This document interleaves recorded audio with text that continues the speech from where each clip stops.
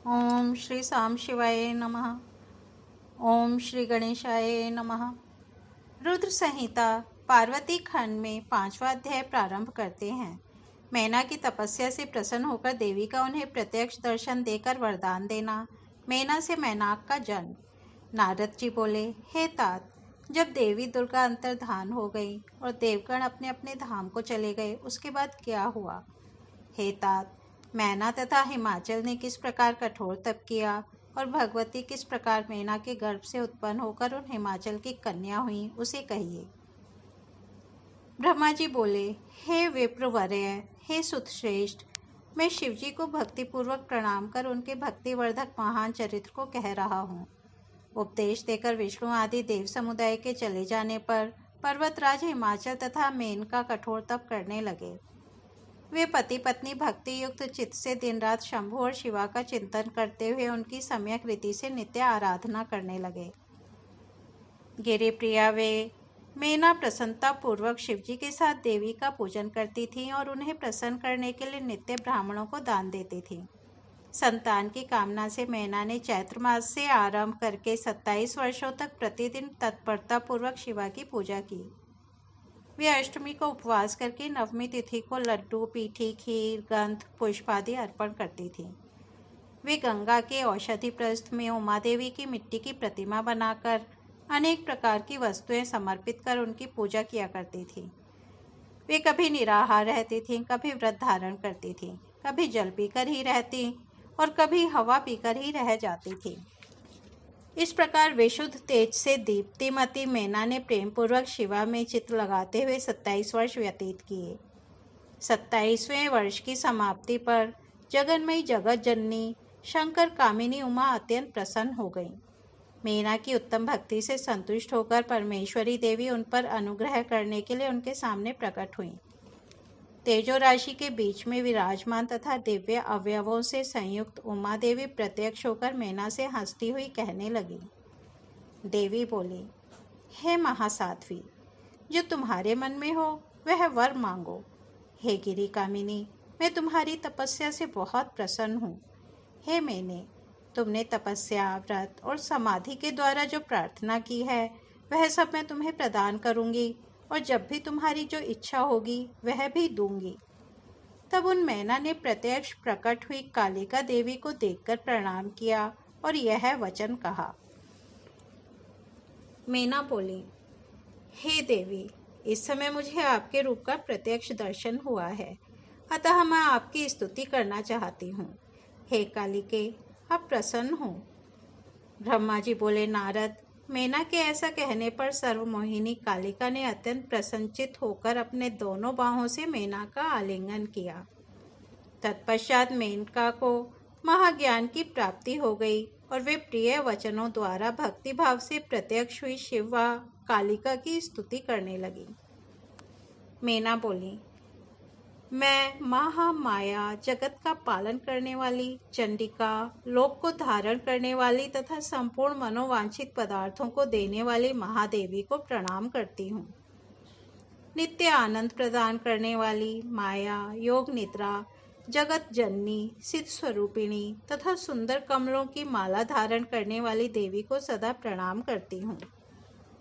माता मही, नित्य आनंद प्रदान करने वाली, भक्तों के शोक को सर्वदा विनष्ट करने वाली तथा नारियों एवं प्राणियों की बुद्धि स्वरूपिणी देवी को मैं प्रणाम करती हूँ। आप यतियों के बंधन के नाश की हेतुभूत ब्रह्म विद्या हैं, तो मुझ जैसी नारियां आपके प्रभाव का क्या वर्णन कर सकती हैं। अथर्व वेद की जो हिंसा है वह आप ही हैं। हे देवी, आप मेरे अभीष्ट फल को सदा प्रदान कीजिए। भावहीन तथा अदृश्य नित्यानित्य तन मात्राओं से आप ही पंचभूतों के समुदाय को संयुक्त करती हैं। आप उनकी शक्ति हैं और सदा नित्य रूपा हैं। आप समय समय पर योग युक्त एवं समर्थ नारी के रूप में प्रकट होती हैं। आप ही जगत की उत्पादिका और आधार शक्ति हैं। आप ही सबसे परे नित्य प्रकृति हैं, जिसके द्वारा ब्रह्म के स्वरूप को वश में किया जाता है, वह नित्या विद्या आप ही हैं। हे माता, आज मुझ पर प्रसन्न होइए। आप ही अग्नि के भीतर व्याप्त उग्र शक्ति हैं। आप ही सूर्य किरणों की प्रकाशिका शक्ति हैं। चंद्रमा में जो आह्लादिका का शक्ति है वह भी आप ही हैं।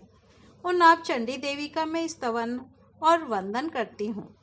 आप स्त्रियों को बहुत प्रिय हैं। उदारता ब्रह्मचारियों की नित्य ब्रह्म शक्ति भी आप ही हैं। आप संपूर्ण जगत की वांछा हैं तथा श्री हरि की माया भी आप ही हैं, जो देवी इच्छानुसार रूप धारण करके सृष्टि, स्थिति, पालन तथा संहारमयी होकर उन कार्यों का संपादन करती हैं तथा ब्रह्मा, विष्णु एवं रुद्र के शरीर की भी हेतुभूता हैं, वे आप ही हैं। आप मुझ पर प्रसन्न हो। आपको पुनः मेरा नमस्कार है।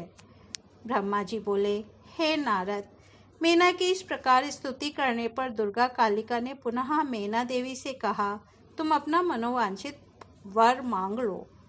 उमा बोली, हे हिमाचल प्रिय, तुम मुझे प्राणों से अधिक प्रिय हो। तुम जो भी चाहती हो उसे मैं निश्चय ही दूंगी। तुम्हारे लिए मुझे कुछ भी अदेय नहीं है। महेश्वरी का अमृत के समान यह मधुर वचन सुनकर हेमगिरी कामिनी मेना अत्यधिक संतुष्ट होकर कहने लगी। मेना बोली, हे शिवे, आपकी जय हो। हे प्राज्ञ, हे महेश्वरी, हे भवाम्बिके, यदि मैं वर पाने के योग्य हूँ तो आपसे पुनः श्रेष्ठ वर मांगती हूँ। हे जगदम्बिके, पहले तो मुझे 100 पुत्र हों। वे दीर्घायु वाले, पराक्रम से युक्त तथा रिद्धि सिद्धि से संपन्न हों। उन पुत्रों के पश्चात मेरी एक पुत्री हो, जो स्वरूप और गुणों से युक्त, दोनों कुलों को आनंद देने वाली तथा तीनों लोकों में पूजित हो। हे शिवे, आप ही देवताओं का कार्य सिद्ध करने के लिए मेरी पुत्री हूँ। हे भवाम्बिके, आप रुद्रदेव की पत्नी हो और लीला करें। ब्रह्मा जी बोले, हे नारद, मेनका की वह बात सुनकर प्रसन्न हृदया देवी उमा उनके मनोरथ को पूर्ण करती हुई मुस्कुराकर यह वचन कहने लगी। देवी बोली, तुम्हें 100 बलवान पुत्र होंगे। उनमें एक बलवान और प्रधान होगा जो सबसे पहले उत्पन्न होगा। तुम्हारी भक्ति से संतुष्ट मैं स्वयं पुत्री के रूप में अवतीर्ण होंगी और समस्त देवताओं से सेवित होकर उनका कार्य सिद्ध करूंगी। ब्रह्मा जी बोले, ऐसा कहकर जगधात्री परमेश्वरी कालिका शिवा मेनका के देखते देखते वहीं अंतर्धान हो गई। हे तात, महेश्वरी से अभीष्ट वर पाकर मेनका बहुत खुश हुई और उनका तपस्या जनित कलेश नष्ट हो गया। अत्यंत प्रसन्नचित साध्वी मेना उस दिशा में नमस्कार कर जय शब्द का उच्चारण करती हुई अपने स्थान को चली गई। ऐसे तो मेना के प्रसन्न मुखमंडल से ही हिमवान को सारी बातों की जानकारी हो गई। फिर भी मेना ने अपने मुख से वरदान की सारी बात पुनरुक्त वचनों के समान हिमालय से पुनः कह दी। मेना का वचन सुनकर पर्वतराज हिमालय प्रसन्न हुए और उन्होंने शिवा में भक्ति रखने वाली अपनी उन प्रिया की प्रेमपूर्वक प्रशंसा की। हे मुने, तत्पश्चात कालक्रम से उन दोनों के सहवास में प्रवृत्त होने पर मेना को गर्भ रह गया और वह प्रतिदिन बढ़ने लगा। समय अनुसार उन्होंने एक उत्तम पुत्र को जन्म दिया जिसका नाम मैनाक था। उसने समुद्र के साथ उत्तम मैत्री की। वह अद्भुत पर्वत नागवधुओं के विहार का स्थल है। हे देवर्षि, जिस समय इंद्र ने पर्वतों पर क्रोधित होकर उनके पंख काटना प्रारंभ किया, उस समय वज्र द्वारा कटे हुए पर्वतों के पंखों को देखकर वह मैनाक वेदना से अनभिज्ञ ही रहा और पंख युक्त ही रहा। हिमालय के 100 पुत्रों में मैनाक सबसे श्रेष्ठ और महाबल तथा पराक्रम से युक्त था। अपने आप प्रकट हुए समस्त पर्वतों में एकमात्र मैनाक ही पर्वतराज के पद पर अधिष्ठित हुआ। उस समय हिमालय के नगर में महान उत्सव हुआ। दोनों पति पत्नी अत्यधिक प्रसन्नता को प्राप्त हुए और उनका क्लेश नष्ट हो गया। उन्होंने ब्राह्मणों को दान दिया तथा अन्य लोगों को भी धन प्रदान किया। शिवा शिव के चरण युगल में उन दोनों का अत्यधिक स्नेह हो गया। इस प्रकार श्री शिव महापुराण के अंतर्गत द्वितीय रुद्र संहिता के तृतीय पार्वती खंड में मेना की वर प्राप्ति का वर्णन नामक 5वां अध्याय पूर्ण हुआ। अब हम 6ठा अध्याय प्रारंभ करते हैं। देवी उमा का हिमवान के हृदय तथा मेना के गर्भ में आना। गर्भस्था देवी का देवताओं द्वारा स्तवन, देवी का दिव्य रूप में प्रादुर्भाव, माता मेना से वार्तालाप तथा पुनः नवजात कन्या के रूप में परिवर्तित होना। ब्रह्मा जी बोले, हे नारद, कुछ समय बीतने के पश्चात उन पति पत्नी दोनों ने देवताओं के कार्य के लिए जन्म हेतु भक्ति पूर्वक जगदम्बा का स्मरण किया। इधर अपने पिता के यज्ञ में योग द्वारा शरीर त्याग करने वाली भगवती चंडिका ने हिमालय पत्नी मेना के गर्भ से जन्म लेने का विचार किया। प्रसन्न होने पर संपूर्ण कामनाओं को देने वाली ये महेश्वरी अपने वचन को सत्य करने के लिए पूर्ण अंश से हिमवान के चित्त में प्रविष्ट हुई। उसमें महामनस्वी वे हिमालय प्रसन्नता से अपूर्व कांति संपन्न होकर अग्नि के समान अदृश्य तथा तेज समूह से युक्त हो गए। तत्पश्चात समाधि संपन्न होने से गिरिराज हिमालय ने सुंदर कल्याणकारी समय में अपनी प्रिया मेना के उदर में शिवा के उस परिपूर्ण अंश का ध्यान किया।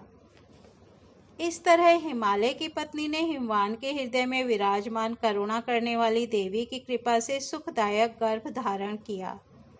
संपूर्ण जगत को आश्रय देने वाली उन देवी के गर्भ में आने से गिरिप्रिया मेना सतत तेजोमंडल के बीच में स्थित होकर अधिक शोभा पाने लगी। मैना ने अपने पति को सुख देने वाले तथा देवताओं के आनंद के कारणभूत शुभ अभीष्ट गर्भ लक्षण को धारण किया।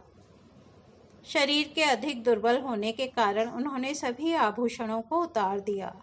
उनका मुखमंडल लोध के समान श्वेत वर्ण हो गया और वे प्रभातकालीन चंद्रमा के प्रकाश के क्षीण हो जाने से अल्प तारागणों वाली रात्रि के समान दिखने लगी। गिरिराज मिट्टी के समान सुगंधित उनके मुखमंडल को एकांत में सूंघकर तृप्त नहीं होते थे और गर्भवती होने के कारण दिनानुदिन मेना ने उनका प्रेमाधिक्य होने लगा। वे हिमालय मेना की सखियों से सदा यह पूछते रहते थे कि मेना को किन वस्तुओं की इच्छा है। वह लज्जा के कारण अपना कुछ भी इष्ट मुझे नहीं बताती है।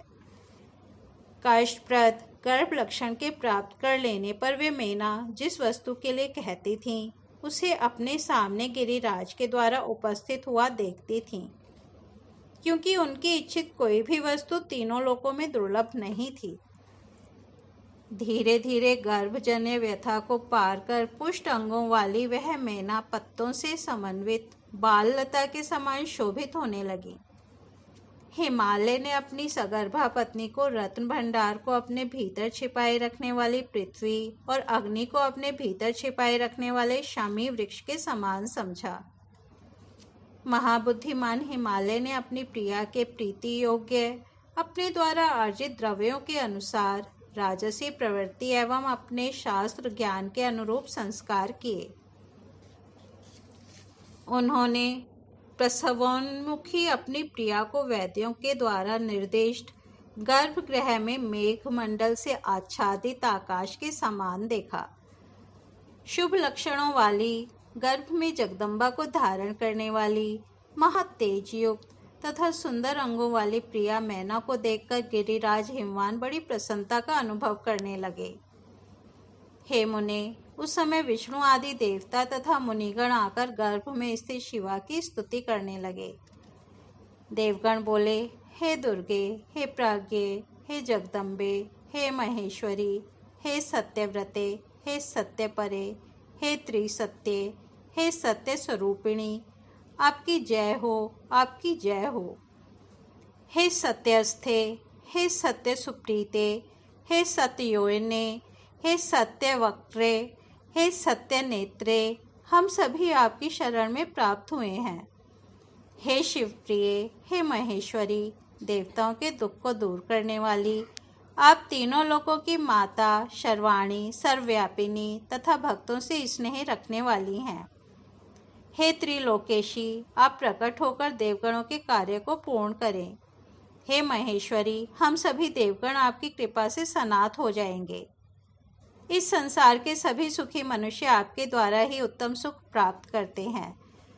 आपके बिना इस त्रिलोक में कुछ भी शोभा नहीं देता। ब्रह्मा जी बोले, इस प्रकार सभी देवगण प्रसन्नचित होकर गर्भस्थित महेश्वरी की बहुत स्तुति करके अपने अपने धाम को चले गए। जब 9वां महीना बीत गया और 10वां भी पूरा हो चला, तब गर्भ स्थित जगदम्बा महाकाली ने गर्भ से बाहर आने की इच्छा की। वह समय बड़ा सुहावना हो गया। नक्षत्र, तारे तथा ग्रह शांत हो गए, आकाश निर्मल हो गया और सभी दिशाओं में प्रकाश फैल गया। वन, ग्राम तथा सागर के सहित पृथ्वी पर नाना प्रकार के मंगल होने लगे। तालाब, नदियों एवं बावलियों में कमल खिल उठे। हे मुनीश्वर, अनेक प्रकार की सुख स्पर्शी वायु बहने लगी। सभी साधुजन आनंदित हो गए तथा दुर्जन शीघ्र ही दुखी हो गए। देवता आकाश में आकर दुंदुभियां बजाने लगे, वहां फूलों की वर्षा होने लगी तथा श्रेष्ठ गंधर्व गान करने लगे। अप्सराएं और विद्याधरों की स्त्रियां आकाश में नाचने लगीं। इस प्रकार आकाश मंडल में देवताओं आदि का महान उत्सव होने लगा। उसी अवसर पर आद्या शक्ति सती शिवा देवी मेना के सामने अपने रूप में प्रकट हुई। वे वसंत ऋतु के चैत्र मास में नवमी तिथि को मृगशिरा नक्षत्र में आधी रात के समय चंद्रमंडल से गंगा की भांति प्रकट हुई। वे शिवा मेना के गर्भ से अपने स्वरूप से इस प्रकार प्रकट हुई जैसे समुद्र से महालक्ष्मी का आविर्भाव हुआ था। उस समय भगवती के प्रकट होने पर शंकर जी प्रसन्न हो गए और अनुकूल, गंभीर, सुगंधित तथा शुभ वायु बहने लगी। उस समय जल की वर्षा के साथ पुष्प वृष्टि होने लगी। अग्निहोत्र की शांत अग्नि प्रज्वलित हो उठी और बादल गरजने लगे। उनके प्रकट होते ही हिमालय के नगर में समस्त संपत्ति स्वतः आ गई तथा लोगों का सारा दुख दूर हो गया। उस अवसर पर विष्णु आदि समस्त देवगण सुखी होकर वहां आ गए और प्रेम से जगदम्बा का दर्शन करने लगे। वे शिवलोक में निवास करने वाली शिवप्रिया महाकाली दिव्य स्वरूपिणी उन महामाया जगदम्बा की स्तुति करने लगे। देवता बोले, हे जगदम्ब, हे महादेवी, हे सर्व सिद्धि विधायिनी, आप देवताओं का कार्य पूर्ण करने वाली हैं, इसलिए हम सभी आपको सदा प्रणाम करते हैं। हे भक्तवत्सले, आप हर प्रकार से देवताओं का कल्याण करें। आपने मेना का मनोरथ पूर्ण किया है और शिव का भी मनोरथ पूर्ण करें। ब्रह्मा जी बोले, इस प्रकार विष्णु आदि देवता शिवा की स्तुति उन्हें प्रणाम करके उनकी परम गति की प्रशंसा करते हुए अपने अपने धाम को चले गए। हे नारद, नीलकमल के दल के समान कांतिमयी उन श्यामा भगवती को उत्पन्न हुआ देखकर मेना परम प्रसन्न हो गई। उस दिव्य रूप को देखकर गिरिप्रिया मेना को ज्ञान प्राप्त हो गया। वे उन्हें परमेश्वरी जानकर अत्यंत हर्षित होकर उनकी स्तुति करने लगी। मेना बोली, हे जगदम्बे, हे महेश्वरी, हे अंबिके, आपने बड़ी कृपा की जो सुशोभित होती हुई मेरे सामने प्रकट हुई। हे शिवे, आप संपूर्ण शक्तियों में आद्या शक्ति तथा तीनों लोकों की जननी हैं। हे देवी, आप भगवान शिव को सदा ही प्रिय हैं तथा संपूर्ण देवताओं से स्तुत पराशक्ति हैं। हे महेश्वरी, आप कृपा करें और इसी रूप से मेरे ध्यान में स्थित हो जाएं और अब मेरी पुत्री के समान प्रत्यक्ष रूप धारण करें। ब्रह्मा जी बोले, हे नारद, पर्वत पत्नी उन मेना की यह बात सुनकर शिवा देवी अत्यंत प्रसन्न होकर उन गिरि प्रिया से कहने लगी। देवी बोली, हे मेने, आपने पहले तत्पर होकर मेरी बड़ी सेवा की थी। उस समय आपकी भक्ति से अत्यंत प्रसन्न होकर वर देने के लिए मैं आपके पास गई थी। वर मांगिए। मेरी इस वाणी को सुनकर आपने वह वर मांगा था। हे महादेवी, आप मेरी पुत्री हो जाएं और देवताओं का हित साधन करें। तब मैं आपको आदरपूर्वक वह वर देकर अपने धाम को चली गई। हे गिरि कामिनी, अब समय पाकर मैं आपकी पुत्री हुई हूँ। आज मैंने जो दिव्य रूप धारण किया है वह इसलिए कि आपको मेरा स्मरण हो जाए, अन्यथा मनुष्य रूप में प्रकट होने पर मेरे विषय में आप अनजान ही बनी रहती। अब आप दोनों पुत्री भाव से अथवा दिव्य भाव से स्नेह पूर्वक मेरा निरंतर चिंतन करते हुए मेरे परम पद को प्राप्त होएगे।